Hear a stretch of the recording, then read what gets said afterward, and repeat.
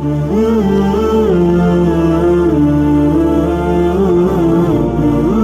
वालेकुम दोस्तों, अलवारिस प्रॉपर्टी में खुशामदीद। सर्वेलेंट के हवाले से पहली वीडियो मैंने सर्वेलेंट की हिस्ट्री और सर्वेलेंट का जो कॉन्सेप्ट था वो समझाने की कोशिश की है। अगर आपने वो वीडियो नहीं देखी तो उसका लिंक डिस्क्रिप्शन में मौजूद है, आप वो वीडियो वहाँ से देख सकते हैं।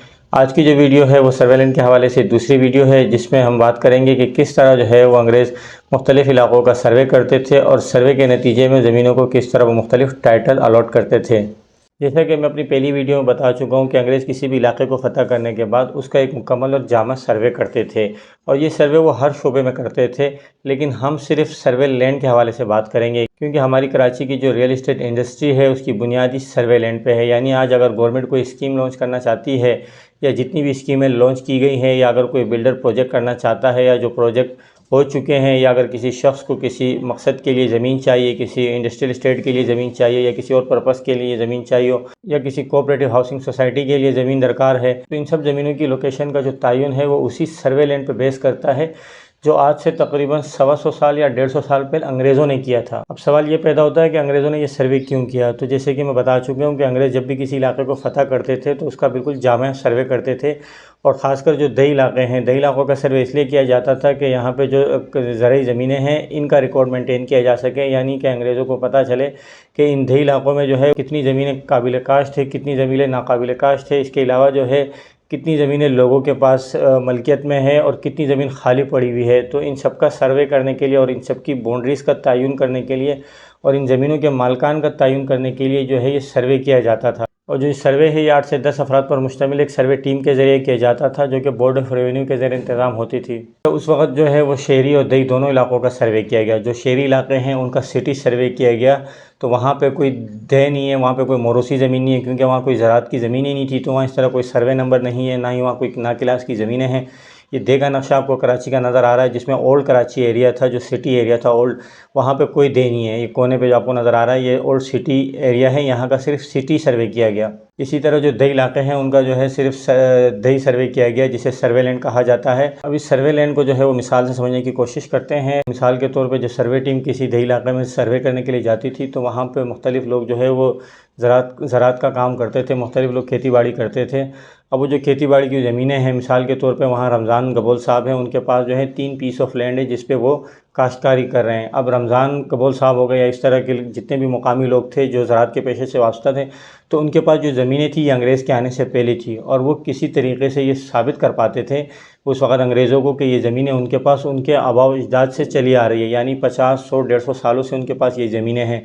तो इस तरह की जितनी भी ज़मीनें थी उन तमाम की तमाम ज़मीनों को जो है वो मोरोसी डिक्लेयर किया गया। अंग्रेज़ों की तरफ से जो सर्वे किया गया उसमें तमाम की तमाम ज़मीनों को मोरोसी डिक्लेयर किया गया। उसके बाद उनका सर्वे किया गया, यानी उनकी पैमाइश की गई।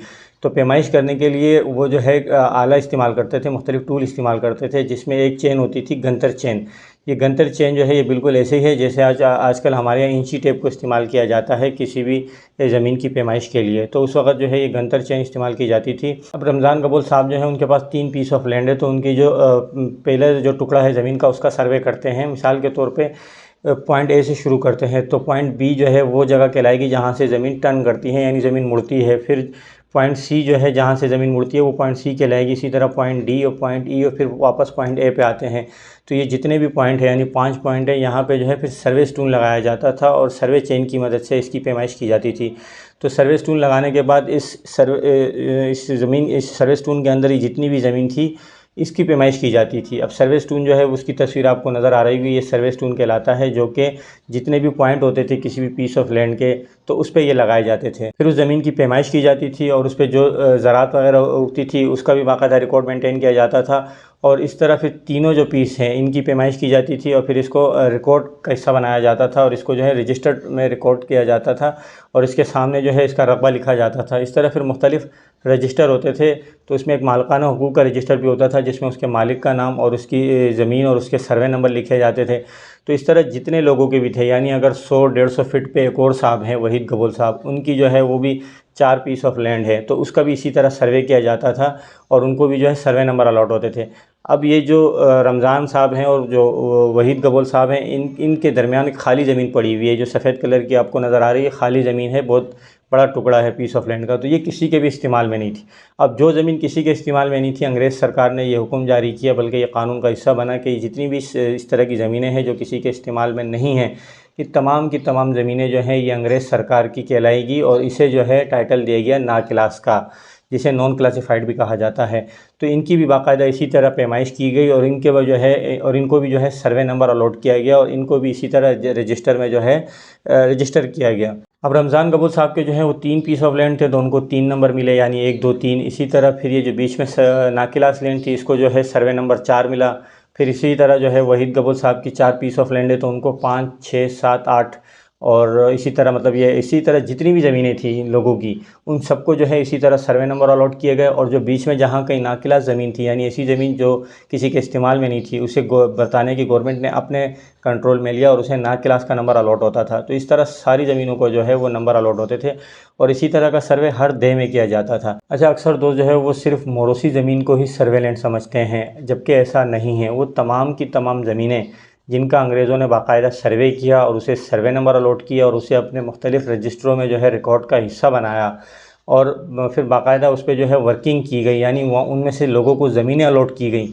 तो वो तमाम की तमाम ज़मीनें, चाहे वो सिंध की हों, पंजाब की हों, KPK का तकरीबन 70-80% हिस्सा, बलूचिस्तान का तकरीबन 50 से 60% हिस्सा, इन तमाम की तमाम ज़मीनों का सर्वे किया गया, और ये तमाम की तमाम ज़मीनें जो है सर्वे लैंड कहलाती हैं। इसमें फिर टाइटल अलग अलग हैं, यानी कि जो अंग्रेज़ों के आने से पहले लोगों के पास थी, वो जो है मोरोसी ज़मीनें कहलाई, जो खाली पड़ी हुई थी वो नाकिलास कहलाई, वो गवर्नमेंट ने अपने कंट्रोल में ली। फिर उसके बाद जो है उसी नाकिलास में से लोगों को ज़मीनें अलॉट की जाती थी।